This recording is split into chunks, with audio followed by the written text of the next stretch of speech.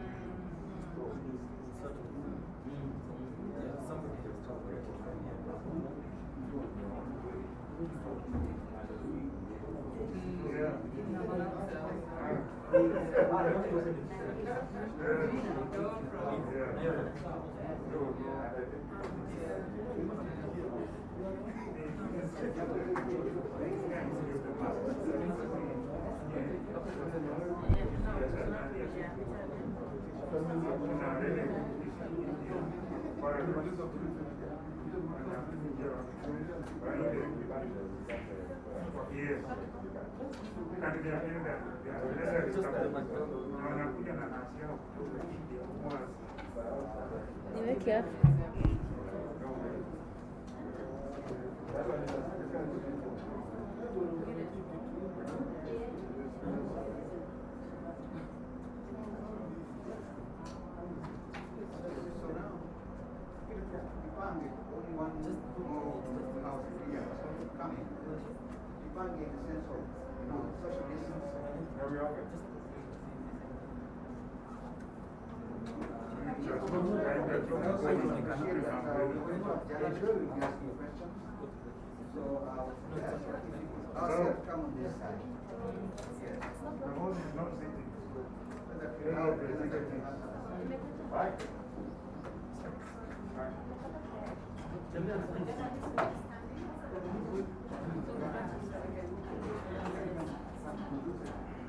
When I sit next to you.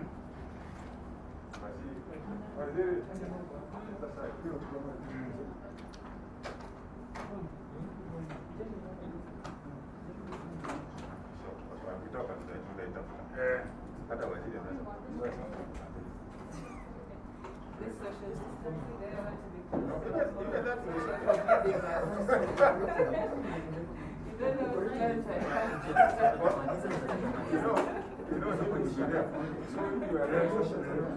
Providing that support.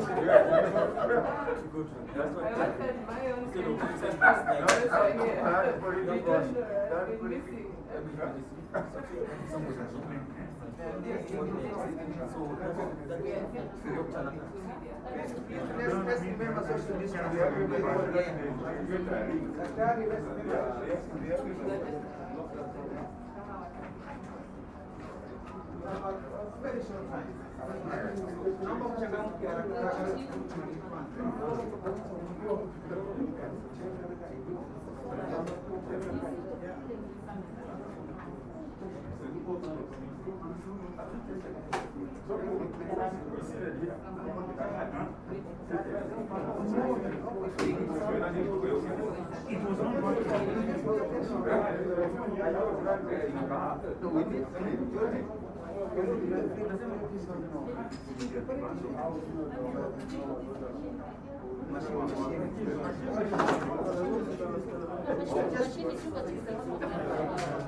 Pay attention to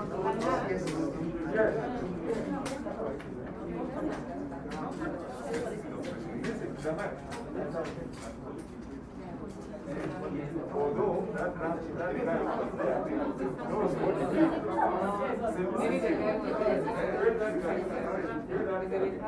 Social distancing, please, even as space. Is there not the big yes. We must recognize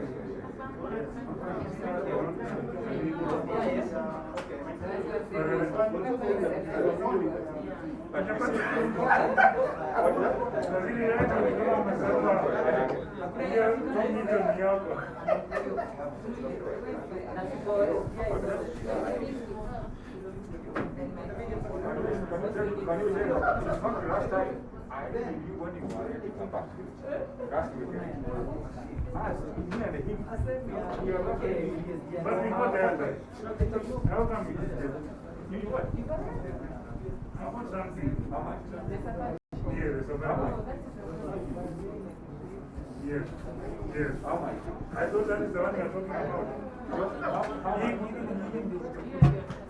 No. You guys, we don't go on the day. No,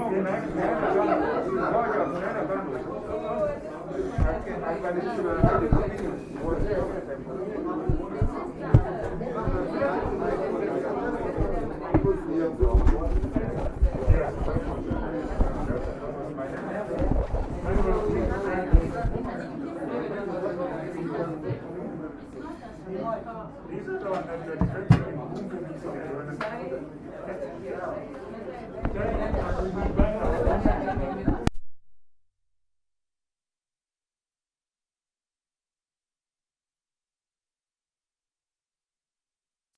sasa wewe unafuata amri vilivyo.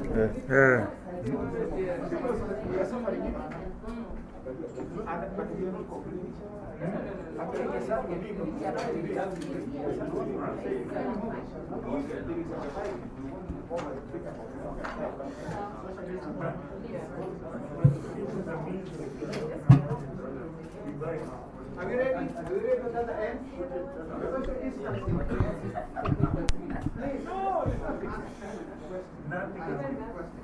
Let's not forget otherwise you're going to lose the number of people. The requirement of social distancing.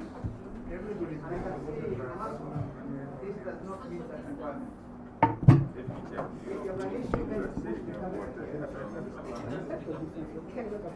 Bude, usikumbuke tafadhali.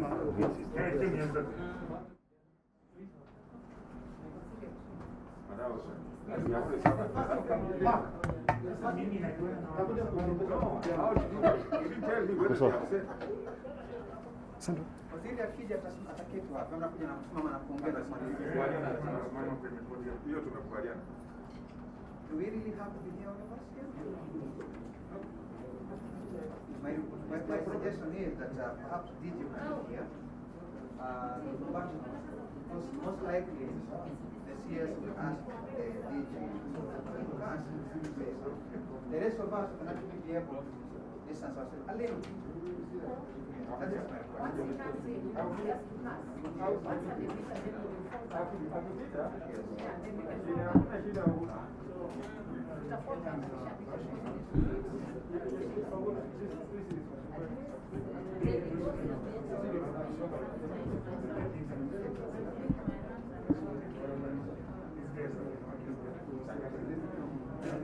So are we ready now?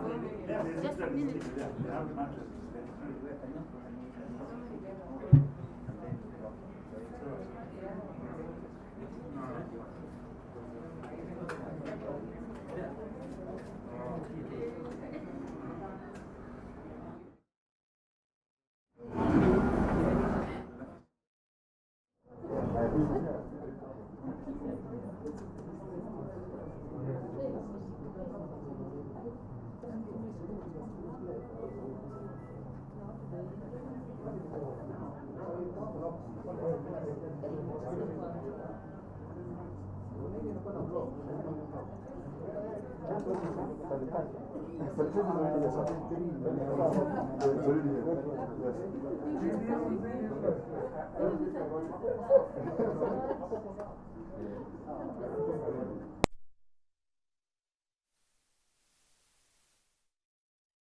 So I did it because of the Yeah.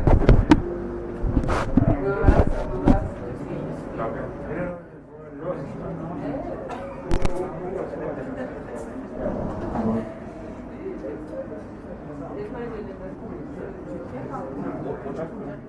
I know she's very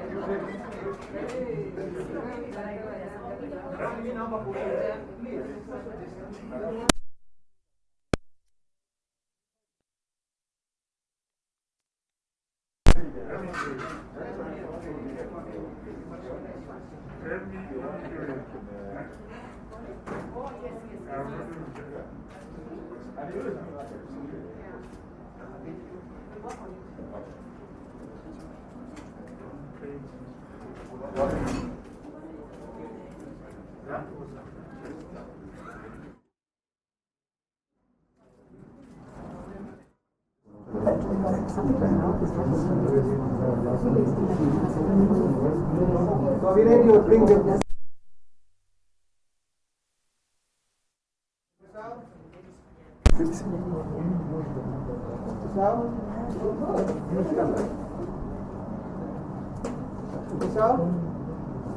Itikia bana, hapana naona kama nini. Eto. Are you okay? Yes. Mheshimiwa mdogo. Sawa? Sawa. Mheshimiwa huyu. Okay.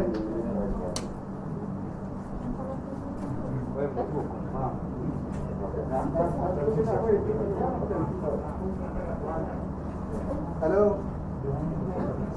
Sawa.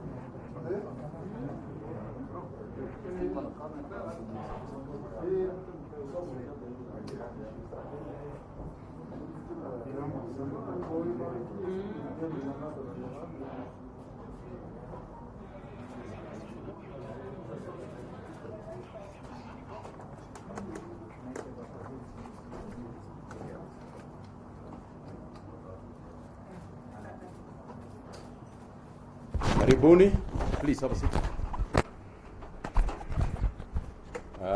Thank you very much, members of the press. Good afternoon, and good afternoon to the Health Ministry team. Today, as you can see, we are doing things slightly differently. It's Labor Day after all, and I want to start by wishing all of you a happy Labor Day. I want to start off very quickly to go through today's presentation and the update of what has been happening around the country. First and foremost is to just re-emphasize again about the issues that we have in the previous presentations emphasized. I want to emphasize that even as we move on, even as the days go by, we must not forget what we started off by saying, that the COVID-19 disease is changing the way that we live, and it has to change the way that we live. We need to look at technology and the way we conduct official business. Over the last, in the last 1 month or so, both government and private sector have evolved the way that they do business. Meetings have become virtual. Over the last 3 days, I have had 2 meetings with parliamentary committees. All those meetings have been virtual. Yesterday, I had a meeting with the East African health ministers and East African trade ministers, and even those meetings are virtual. We have had meetings with the World Health Organization globally, and the team led by Dr. Amoth went into those meetings in a virtual way. We have been holding cabinet meetings, and cabinet meetings have been virtual going forward, and all committees of the cabinet have also been virtual. So I think there is no gainsaying that it has changed. COVID has changed the way that we do things. But in a manner of speaking, it is also a good thing, because what it means is that going forward, there will be benefits that come out of this behavioral change. The quantity of travel, for example, is going to be significantly reduced, because we know that we don't have to travel to have meetings. We have been meetings even with the Council of Governors, and those meetings have been virtual. So I just want to emphasize that issue of it has changed the way we live. The other issue is the issue of distancing and so on, washing our hands. Because of that, because of distancing, because of washing our hands, what has happened is that bed occupancy in hospitals has reduced. The cases of stomach upsets and stomach problems have been reduced significantly, and this is all as a result of the hygiene measures that people are taking. But coming back to the global disease burden, I think it is established here that as at the 30th of April, a total of 3 million cases globally have 3 million positive cases have been recorded globally, and it is not stopping. It is going higher and higher and higher. Out of that, to date, 769 people have passed on. And that's a large number of people when you think about it. 200,000 people, 217,000 people are a lot of people. And by the time we finish this discussion, there will probably be over 220,000 people who will be dead. That, when you look at those figures, the figure of 3 million, the 217, then you can see that globally, the case fatality rate is about 7%. In other words, those people who have died make about 7% of the ones who have gotten the disease. In Africa, we have now recorded 24,713 cases. Now, let me explain that this must not be seen as necessarily, Africa being better off than the other continents. It is just that it is started later than the other continents. But we were also lucky because ours started late, we also knew what to do because the other countries had done it before us. We had the advantage of knowledge, of global knowledge. And I think that has helped a little bit. But let's not start celebrating yet because we don't know. And when you look at in Kenya, when you come to Kenya, today we tested samples in the last 24 hours, about 1,434 samples. Out of those numbers, we have got 8 females and 7 male, and they range between 2 and 79 years of age. And since confirmation, you can see the numbers there, the 3,684 people. We have discharged 2,854, and we are monitoring at least 830 people. And those numbers will go up because we have increased our testing capacity. We have increased the what we call targeted mass testing. For instance, today we have got a big team in town that is going to go some of the areas I'm going to mention in a minute. Moving on, we have got next slide. Moving on, we have got the graph here illustrates, and this is an important graph. This illustrates the number of cases, as you can see, in comparison terms. When you compare what is going on here, you can see this line up here of over 200,000 cases. This is in Italy. It's 203,000 cases. And when you come lower down, you can see Ghana at 1,671 cases. The Tanzanian figure, as at I think 3 days ago or 4 days ago, stood at about 480 cases. And here is Kenya. Kenya, that figure has also changed. It is not 396 since we did the graph. It is now at 411. 411. Kenya has 411 cases. Now, when you look at the analysis of our cases, where are these cases and where are they coming from, then you can see we have got 411 confirmed cases. We have got 150 people who have recovered. In other words, 36.5 of the people who have gotten the disease, just about over 1/3 of the people who have gotten the disease have recovered. And remember, the global fatality rate is 7%, and you can see ours is slightly lower at 5.1%. And further out, you can see the layout of Kenya. And what you have here is that the white spaces that you see there represent areas that have recorded zero positive cases all the way from. And you can see on the north, in the north you can see the issue of Mandera. Mandera is out there at 8.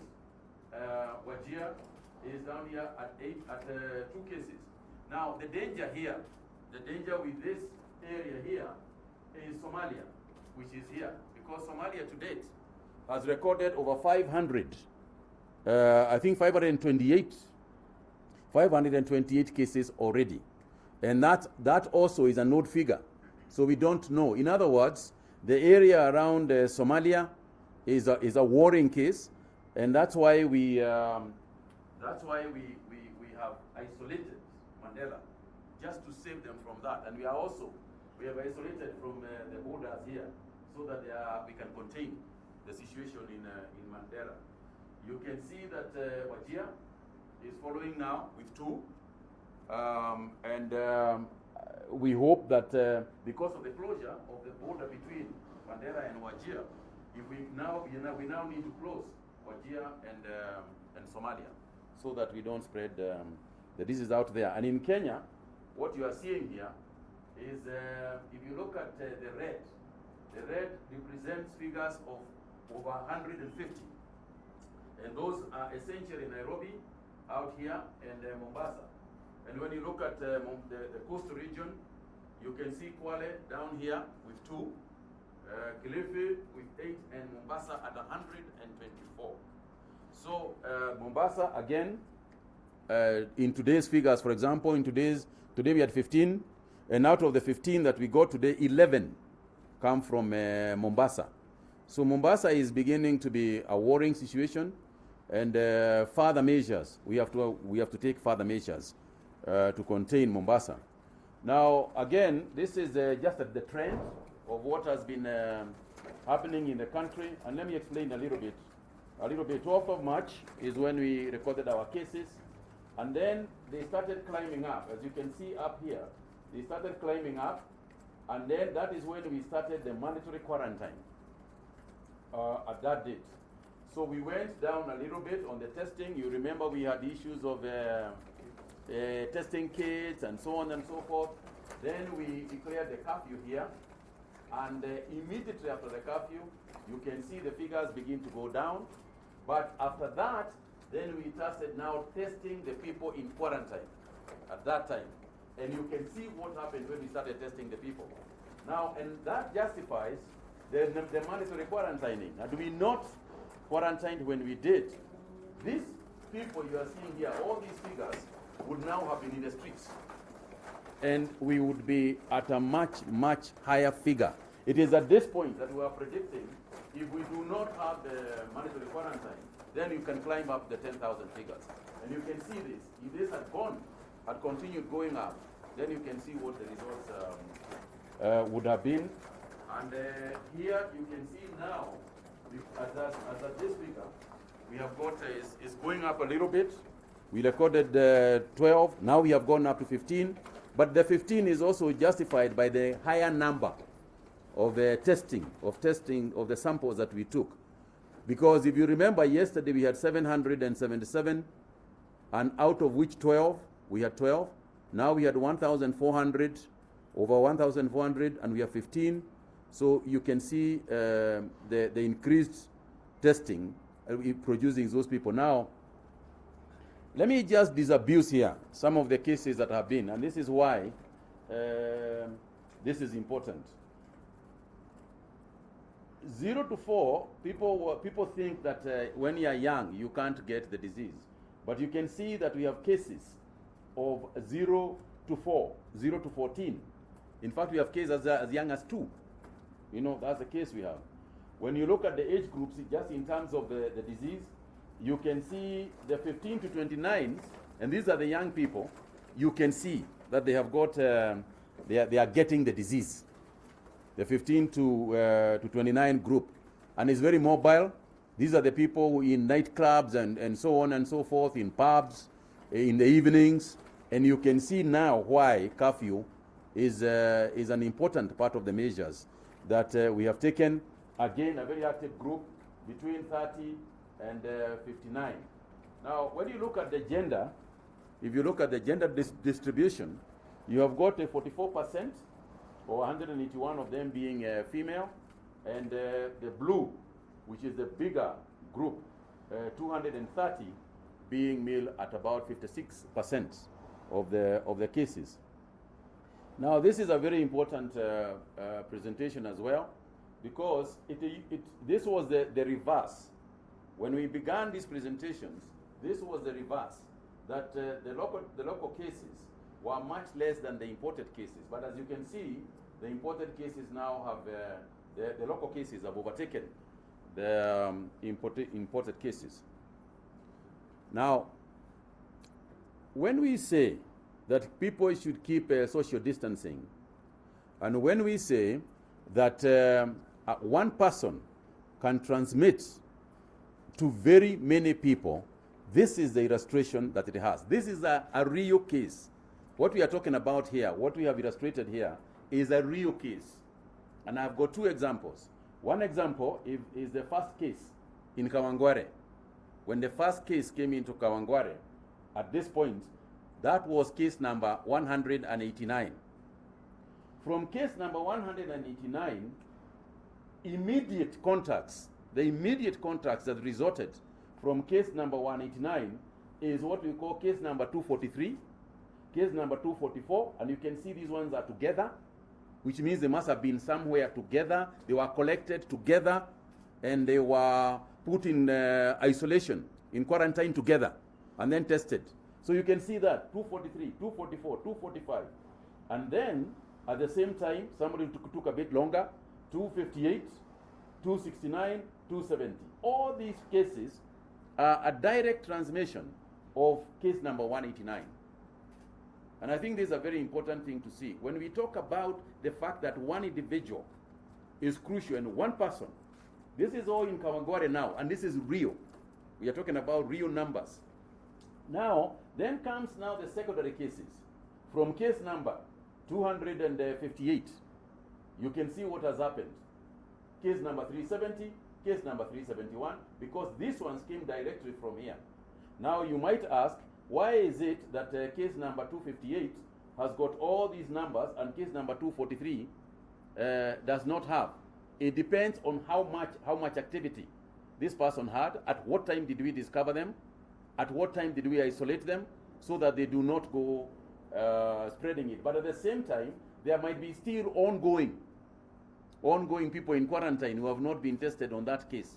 And probably at some point, we will then have some other figures growing from that one. This is the case in Malindi, the famous case in Malindi, case number 14.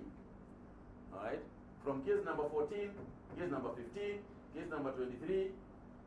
Now, this has gone on to case number 141, the contacts of the contacts, and now we have gone even further from the Malindi, from one Malindi case.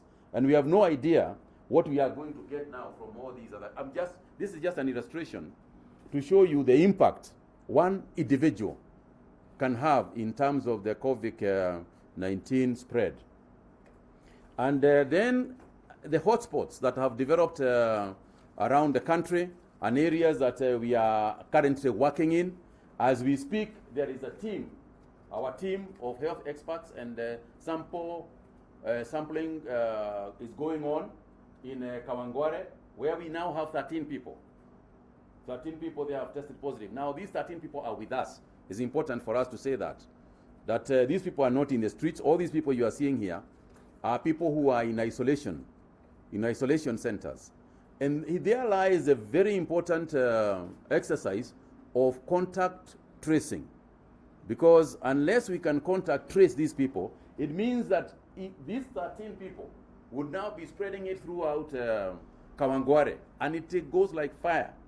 So the illustration here, again, in Kilimani, we have 6 cases in Kilimani, Keleleshwa, Hurlingham, in Kamukunji, 11 cases in Eastleigh. You know how densely populated Eastleigh is. So when you hear that there are 11 cases, we have now got a lot of those people also in quarantine because of those 11 cases who are now positive. So again, some other hotspots, South Sea. Then you can look at Kebra.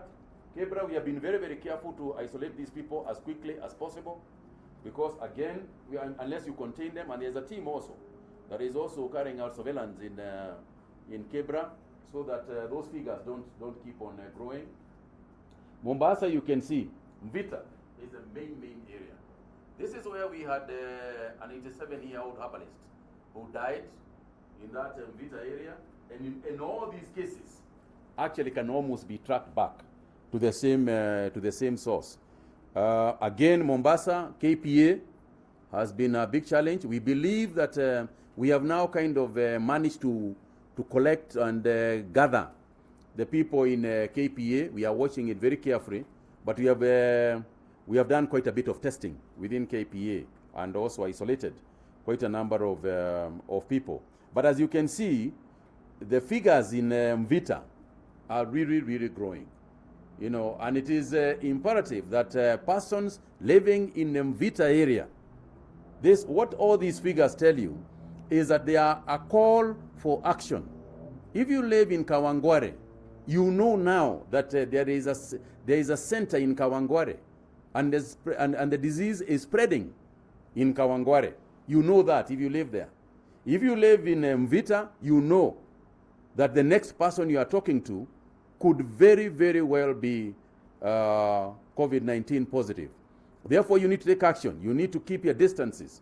You need to keep washing your hands if you come in contact with anybody. If you go to the market, you need to make sure that you are not touching stuff that has been touched by other people. And at least you keep on washing your hands. Anybody with a shop in Mvita, anybody who has got an Italy or whatever it is, you must follow the rules that we are making in order for us to keep Mvita safe. Again, on the issue of the people who have died, this is an interesting one, and the figures that we are finding point at females recovering a lot faster and in bigger numbers than the male population. As you can see, 46% of the people who are positive are female. But when it comes to the death figures, only 19% of the people who have passed on, out of the 21, is it 21? Out of the 21 persons, because today we have 4. We have increased the death by 4 people. And out of those, 19% are female and 81% are male. It is, we believe that the reason why there is that disparity is because of preconditions that exist more in male than female, you know, high blood pressure, heart disease, etc., etc., etc. Again, we had established that the imported cases, out of the deaths that we have, local imported cases were only 2. Now it is local transmission that is killing our people. As far as the age groups are concerned, again, take note of 2 things. Number one is that, as I said, we have had a death in that area. But I want you to take note of between 15 and 30 years old, nobody has passed on. Between 15 and 30 years old. What that tells you is because you saw the figures of the infected persons, and you can see that between 15 and 30, there is no death. What it tells you is that this group is the one that can spread the disease. And this is why we are telling Nairobi people, stay in Nairobi. Please don't take this disease back to the older people up country. This is a perfect illustration of that circumstance and the reasoning behind. We have always told you that we are taking decisions based on empirical evidence and data. This illustrates that and explains it. When you go further down, you can see that between 30 and 59 and above 60 is the same figure. And if you break this down a little bit more, you'll probably find that this number of the 10 would lean more towards the above 50s than you would in the lower 30s. So that whole graph is to ask kindly and to urge people who are between 15 and 30 years old to note that you are carrying, you are passing it on and killing other people. Instead of contacting other people, distance yourself from them.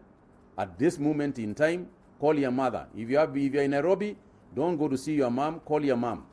Talk to her for the time being. A time will come when you can travel. Again, we have been talking about testing capacity, and this is a question that has been raised. These are the areas that have been carrying out the tests, and you can see as at now, we have had 21,702 samples. And within the 15 labs that we have, we are continuing to expand testing capacity in other areas. I believe that as we expand, then even you can see here, for instance, where is Wajir? Wajir is, yeah, you can see, for example, we have opened out Wajir, for testing. We are hoping that in the next couple of days, we are going also to open up Mandera for testing.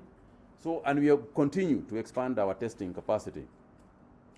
Our ongoing activities include expanded testing. For example, as you know, the presidents of both Uganda and Kenya have told us that drivers must be tested.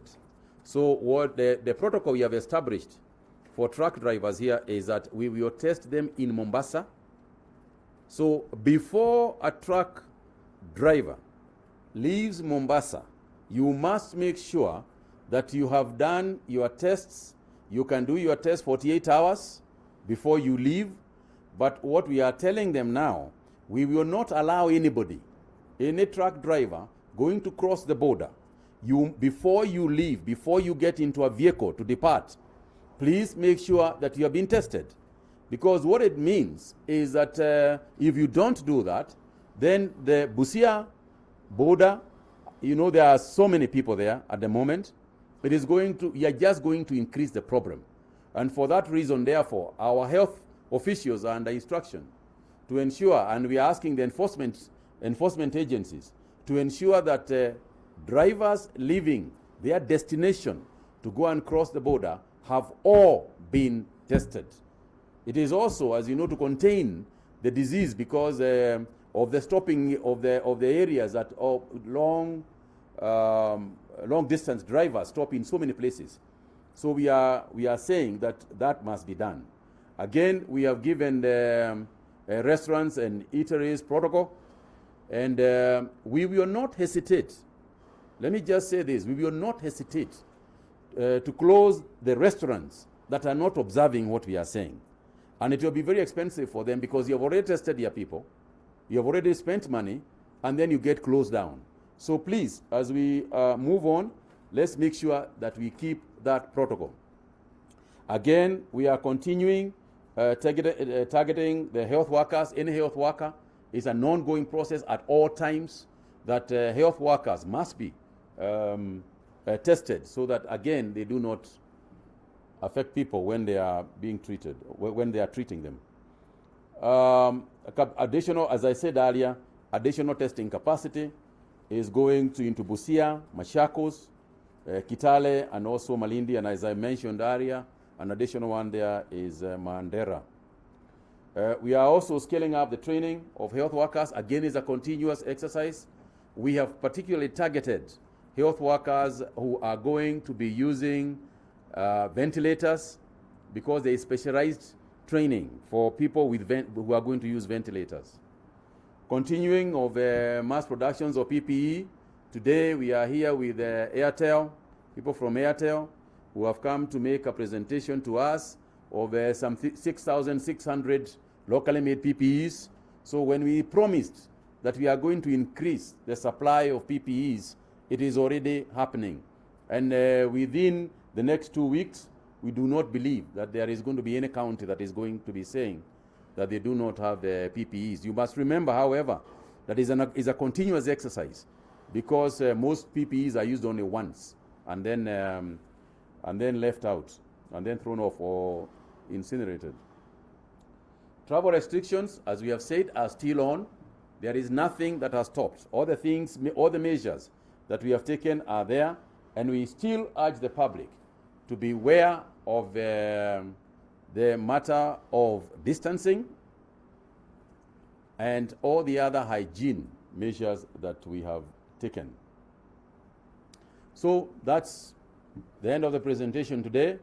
I just wanted to illustrate some of the things that we have been talking about, and it is important for us to I think when it is done this way, graphic presentations sometimes have a bigger impact in people, and they understand things better when they are illustrated as they have been. Thank you very much.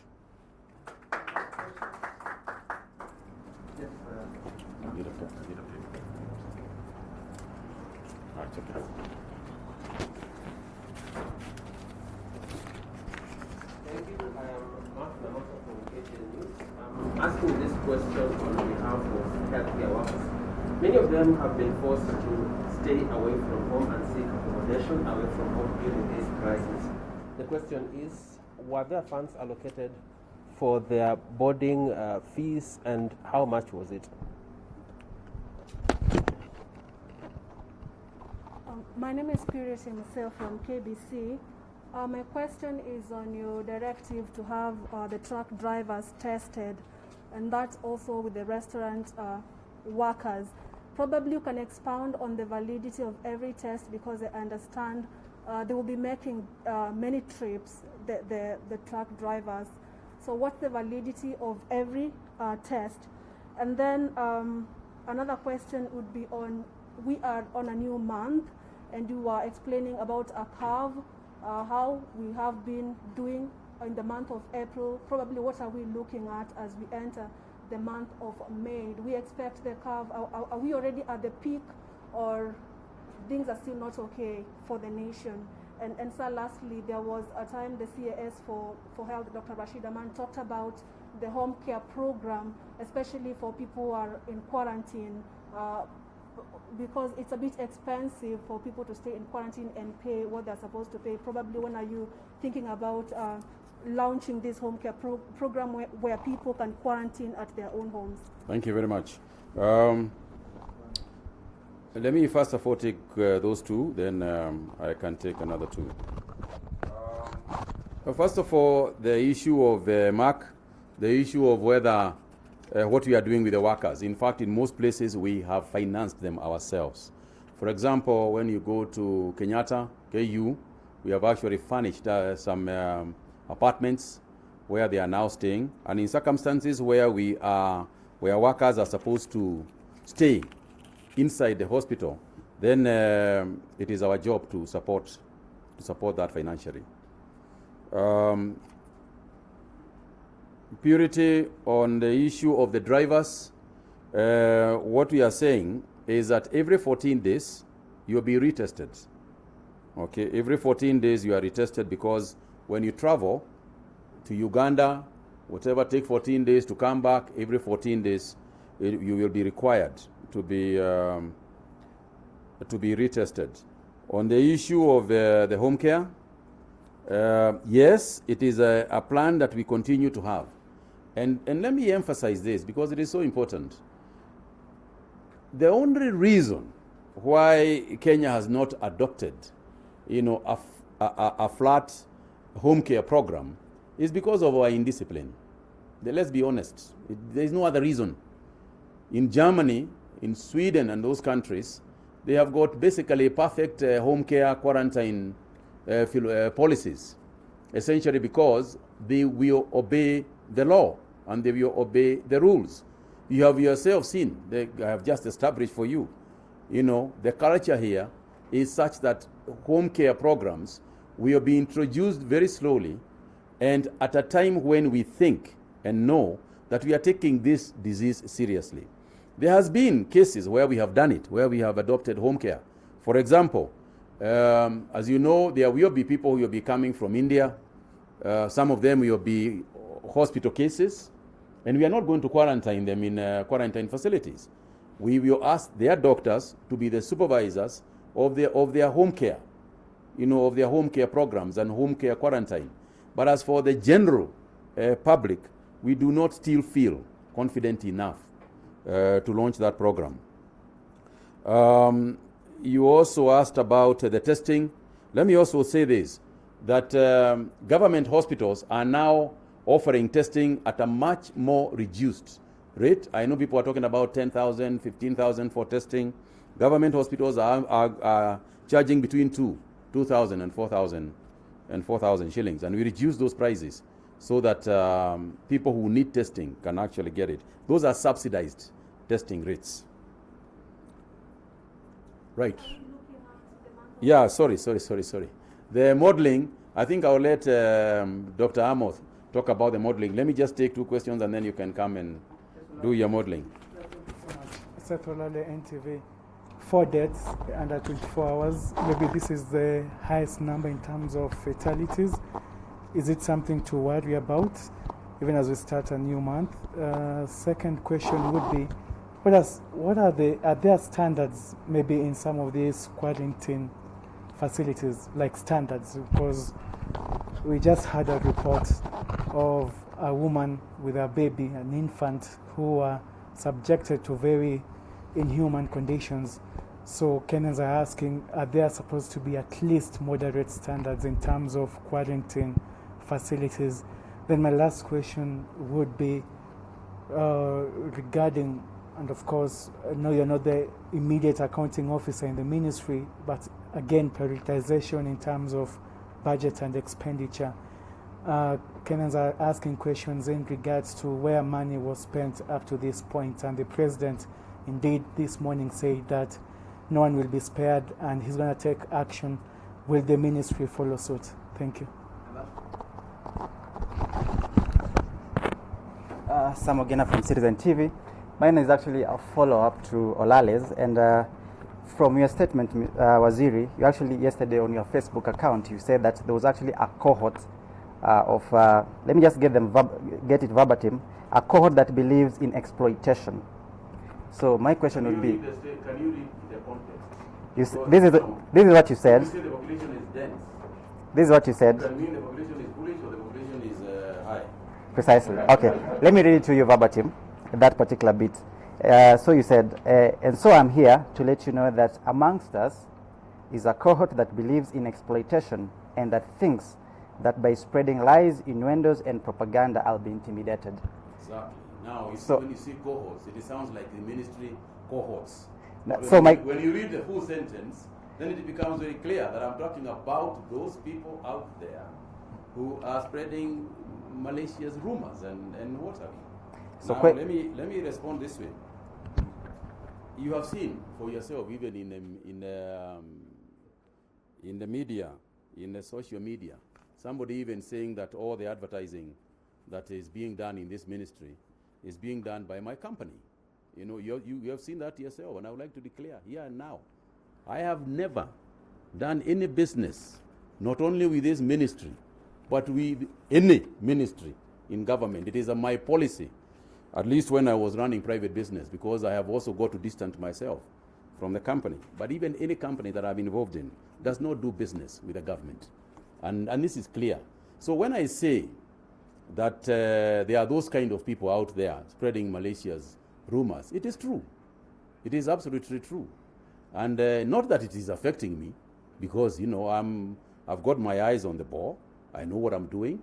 And as for the issue of the budgetary expenditure here, again, it is very easy, you know, to put things out of context and make it look like there is theft, you know, going on in the ministry.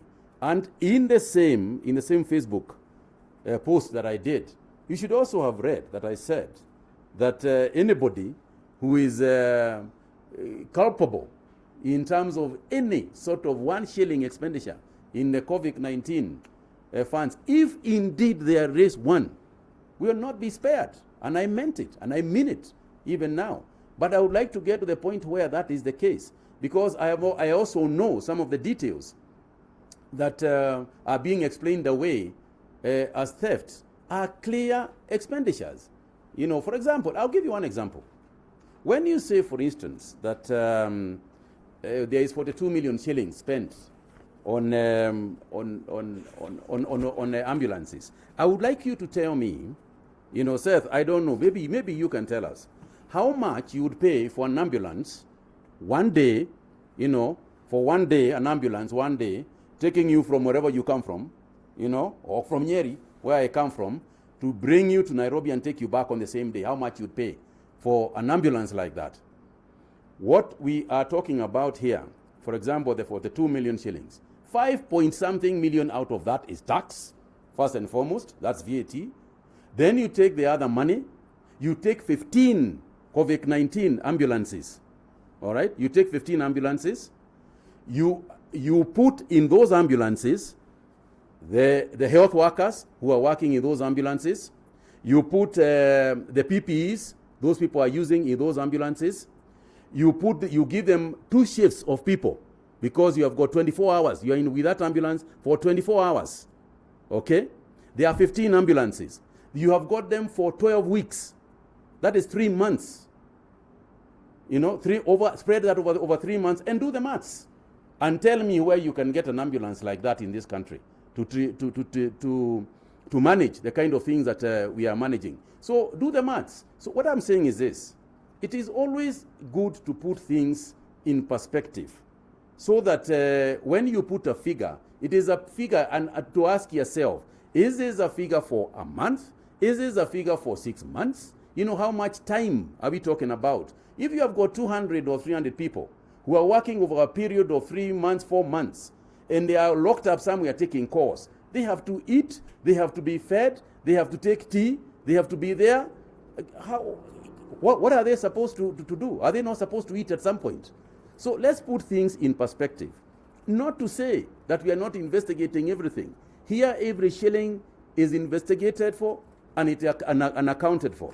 So I just want to say that not to defend in a case, but to be clear that the principle that we have adopted is that there will be no shilling that is going to be spent on anything else other than the COVID issues that we have raised. So I want to ask Dr. Amos to come and respond to the other issues. Thank you, Waziri.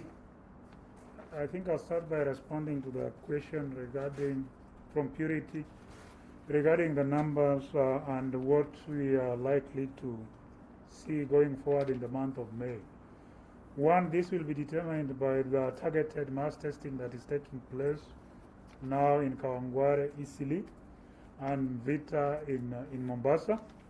But looking at this graph, and that is why I told him to bring it back, basically here we are dealing with established local transmission. If we continue with the measures that we have taken before, the hand washing, the use of sanitizers, wearing our face masks, and physical and social distancing, and of course we maintain the restriction of movement, then it is likely that these figures will just hover around what the curve is showing. However, if there's any breach in terms of what we have been preaching, if we go outside there, then you can be able to have an upswing in terms of the figures. Regarding the quarantine sites, we have standards and guidelines which ensure that we have psychosocial support of those people who are there. We have standards regarding safety if you are in a quarantine site, and we also have standards in terms of hygiene, so that wherever you are staying, the rooms are clean, the linen is changed as frequently as is probably possible, to ensure not only the safety of the people who take care of the quarantine sites, but of course the quarantinees in those particular sites. So I think based on the results of the mass testing, we'll be able to give you our figures going forward. And modeling is not a constant parameter, it keeps on changing, taking into consideration new data. The result of your modeling will be based on the inputs of the data you key in. It will be able to give you.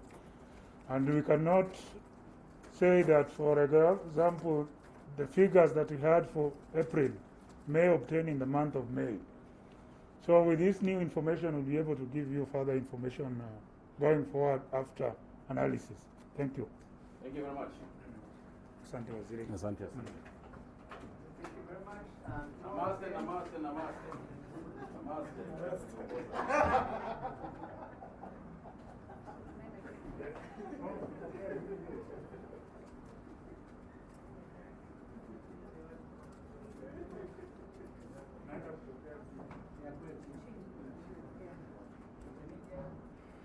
If you run down, basically there's an event downstairs where the CS